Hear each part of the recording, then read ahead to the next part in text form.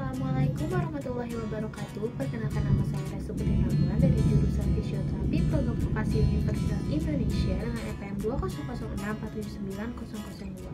Pada kali ini saya akan menjelaskan tentang analisis biomekanik dan kinesiologi pada gerakan smash di permainan bulu tangkis. Sebelumnya, mari kita lihat dulu video gerakan smash pada bulu tangkis.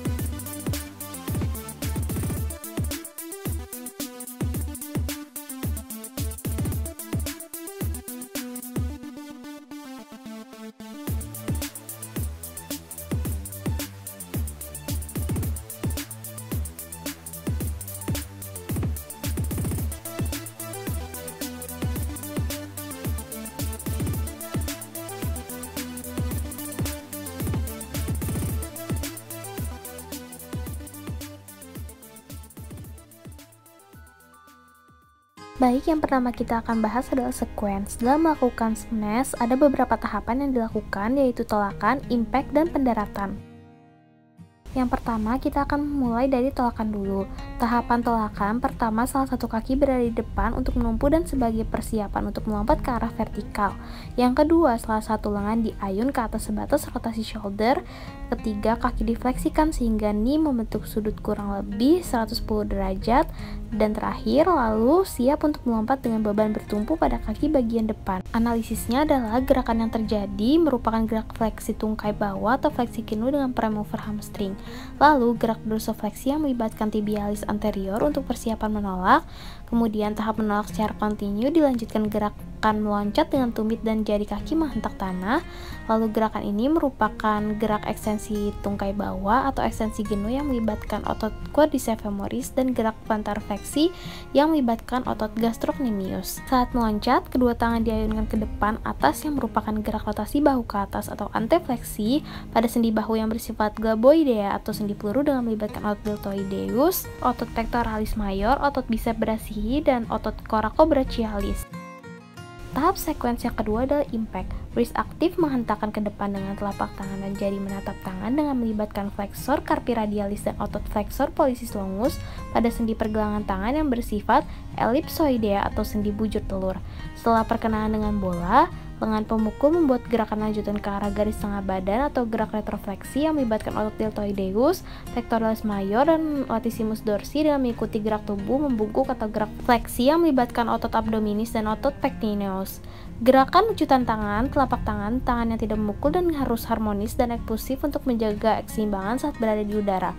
Pukulan yang benar akan menghasilkan jalannya bola yang keras dan cepat menurun ke tanah dengan putaran yang cepat ke arah depan atau top spin. Saat memukul, otot yang terlibat langsung adalah kelompok bahu seperti deltoid, trapezius, dan triceps, serta lengan bagian bawah.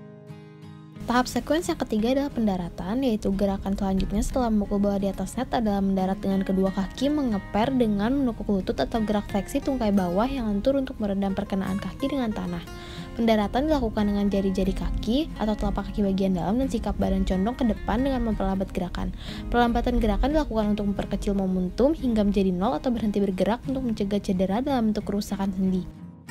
Selanjutnya kita akan bahas joint motion. Yang pertama ada pengetulan atau fleksi dan pengedangan atau ekstensi.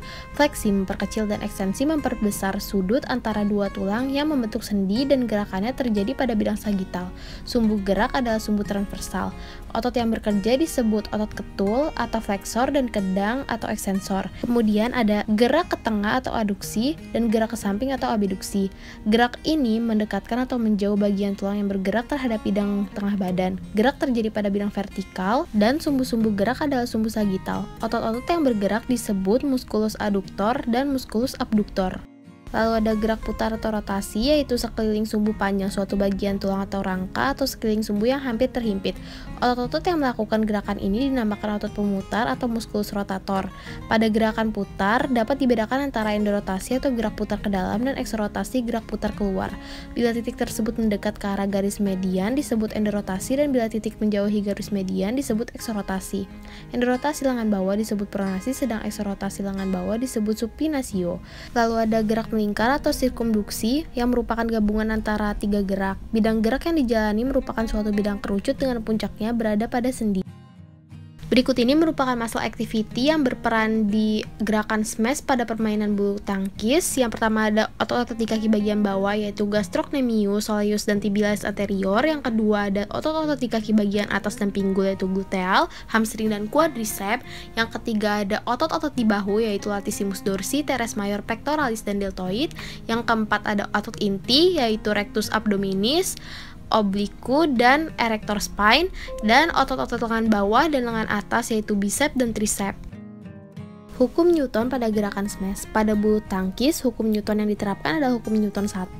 Hal ini disebabkan karena saat permulaan bulu tangkis ini pemain akan diam sebab lawan belum memberikan penyerangan. Barulah lawan akan bergerak ketika pemain memberikan umpan shuttlecock kepada pemain lawan setelah diberikan sebuah gaya. Ini sesuai dengan hukum Newton 1 yang berbunyi sebuah benda akan tetap dalam keadaan diam atau dalam keadaan bergerak kecuali karena pengaruh gaya yang mempengaruhi keadaan.